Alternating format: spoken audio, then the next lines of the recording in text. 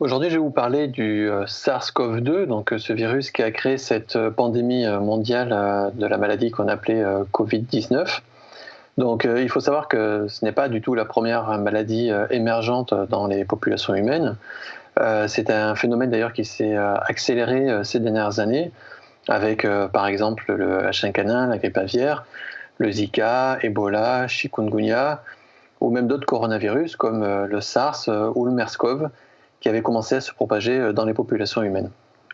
Donc c'est un processus qui n'est pas nouveau, qui se répète souvent. On estime que ce genre d'émergence dans les populations humaines arrive en moyenne entre 3 et 5 fois par an. Jusqu'à aujourd'hui, on avait toujours plus ou moins réussi à contrôler ces maladies, mais on savait que quelque chose d'important allait arriver. On savait qu'un jour, on aurait une pandémie mondiale à cause d'un virus émergent. Et on y est aujourd'hui, donc c'est ce SARS-CoV-2 qui aura donc créé cette pandémie mondiale. Alors le SARS-CoV-2, c'est l'exemple parfait de ce qu'on appelle une zoonose, c'est-à-dire c'est un agent pathogène qui circule d'abord chez des espèces animales et qui, à un moment, décide de sauter la barrière d'espèces pour s'établir chez les populations humaines et commencer à se propager entre les humains. Donc il y a 3 processus fondamentaux dans ce type d'émergence. Tout d'abord, il y a la circulation de cet agent pathogène dans la faune sauvage. À cet égard, l'impact de l'homme sur la biodiversité, sur nos écosystèmes, impacte également beaucoup donc, du coup, la transmission de ces agents pathogènes dans les communautés animales. Ensuite, les populations humaines sont en contact avec de nombreuses espèces animales. Donc, lorsque ces agents pathogènes se transmettent plus dans les populations, dans les espèces animales, la probabilité pour que l'agent pathogène rentre en contact avec les populations humaines est plus importante. Et là, peut y avoir un processus d'adaptation. Donc le pathogène s'adapte à l'homme et ensuite peut commencer à être transmis au sein de la population humaine. Et aujourd'hui, avec notre monde globalisé, où chaque endroit du monde est accessible assez rapidement par bateau, train, voiture ou avion. Mais évidemment, c'est une traînée de poudre et une petite épidémie dans une partie du monde peut se transformer en pandémie globale très rapidement. Donc je vais expliquer un peu ces 3 différents processus. Donc tout d'abord, il y a la circulation des agents pathogènes dans la faune sauvage.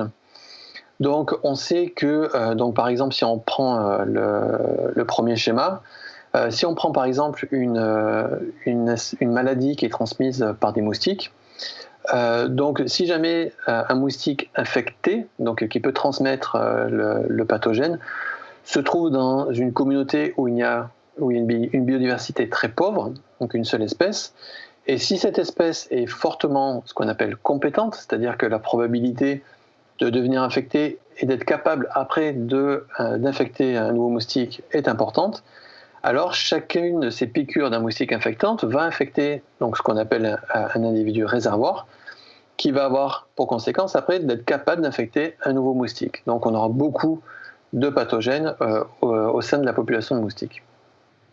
Maintenant, si on regarde à droite de ce schéma, on voit que si on a la même configuration, mais cette fois-ci, on n'a plus une seule espèce animale, mais on en a plusieurs, donc on a une biodiversité forte.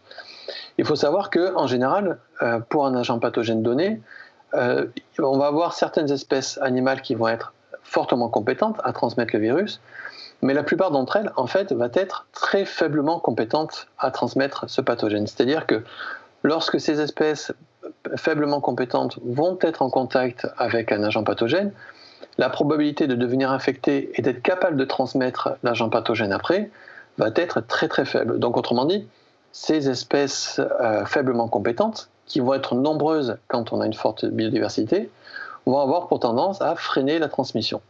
Donc si on regarde justement dans ce contexte où on a une forte biodiversité, on voit bien que quand le moustique va être capable de piquer sur certaines espèces fortement compétentes, donc qui va donner lieu à la transmission du pathogène à un autre moustique ensuite, mais la plupart de ces piqûres infectantes vont se faire sur des espèces qui ne vont pas être capables de devenir infectées et infectantes, Et du coup, en fait, ces piqûres infectantes pour le moustique vont être perdues pour la transmission de la maladie.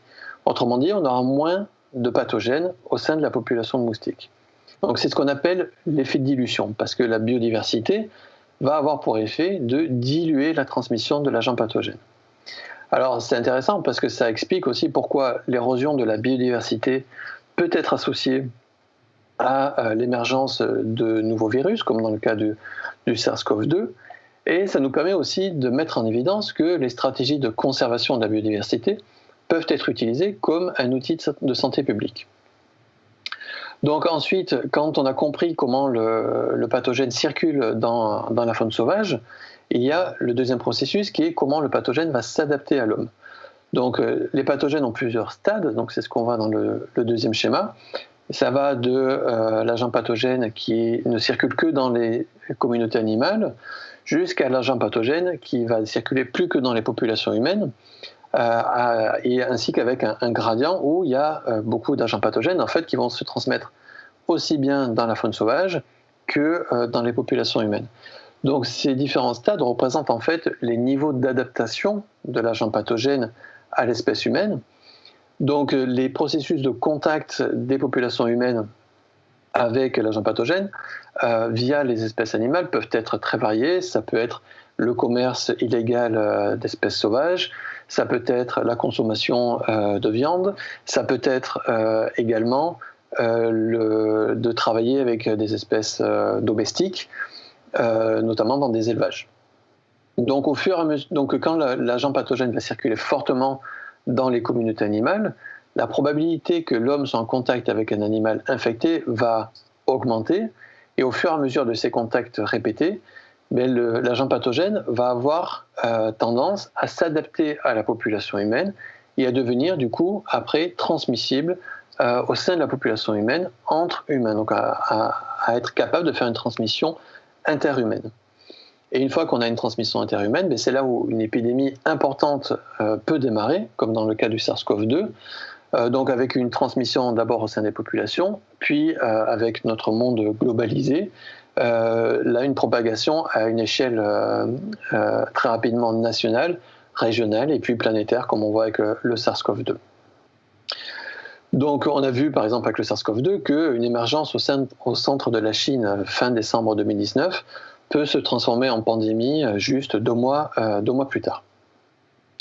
Donc évidemment, la partie visible que le grand public voit sur ces pandémies, c'est justement uniquement cette dernière partie, la partie transmission interhumaine. Et une fois qu'elle a démarré, bien sûr, il faut essayer de trouver des vaccins, il faut essayer de trouver des traitements. Et c'est souvent compliqué et ça prend beaucoup de temps. Et le temps dans ces périodes de pandémie, c'est évidemment des vies en moins. Donc, une fois que la pandémie est là, il faut bien sûr trouver tous les moyens pour la combattre, mais de plus en plus, on a tendance à penser que plutôt que d'attendre que cette pandémie émerge chez l'homme et d'essayer de la combattre, il faut essayer de comprendre comment prévenir l'émergence de ces pandémies. C'est évidemment beaucoup moins visible, mais c'est certainement beaucoup plus efficace. Donc il y a une initiative à l'IRD qui s'appelle le Programme structurant interdisciplinaire en partenariat, le PSIP, dont une des composantes est sur les changements globaux et risques infectieux émergents. Donc le but de ce programme, c'est de coordonner justement toute la recherche qui se fait sur cette thématique de changements globaux et risques infectieux émergents. Et ça comprend des chercheurs de l'IRD, mais aussi des partenaires du Sud qui travaillent sur la biodiversité, sur l'anthropologie de la santé, sur l'épidémiologie des maladies infectieuses ou encore sur la modélisation de la transmission de ces agents pathogènes. Alors d'abord, l'IRD apporte des solutions en première ligne, c'est-à-dire qu'il va y avoir des chercheurs qui vont essayer de comprendre les mécanismes qui façonnent la biodiversité dans le monde entier et quel est l'impact de l'homme sur l'érosion en cours de la biodiversité. Il y a aussi beaucoup d'anthropologues de la santé qui vont essayer de comprendre comment les aspects culturels, comment les populations se comportent et comment ça peut affecter leur exposition aux différents agents pathogènes. Il y a beaucoup de compétences également en épidémiologie avec un réseau de surveillance très dense dans les pays du Sud pour faire du suivi d'épidémies et également pour apporter une aide technique justement dans la gestion de ces épidémies. Mais également, l'IRD est engagé pour faire une science qui est vraiment ancrée dans les sciences de la durabilité pour vraiment répondre aux objectifs de développement durable. Donc, par exemple, au Mexique, on a commencé une initiative avec l'Université nationale autonome du Mexique et la fondation EcoHealth Alliance à New York sur le Yucatan au Mexique. Donc, pourquoi cette région? Parce que, comme on peut le voir sur la dernière illustration, c'est une zone qui a une très très forte biodiversité, mais qui également souffre énormément de la déforestation. Donc, dans le Yucatan, ce que l'on essaye de faire, c'est de comprendre comment les stratégies de conservation de la biodiversité qui ont été mises en place par les autorités locales impactent la circulation des virus dans la faune sauvage. Ensuite, avec une approche anthropologique, de comprendre comment les populations humaines deviennent exposées à ces différents agents pathogènes. Et enfin, avec une approche cette fois-ci de modélisation, de santé publique, de comprendre, de concevoir une stratégie vraiment intégrative qui allie protection de la biodiversité, croissance économique des populations et une diminution du risque infectieux.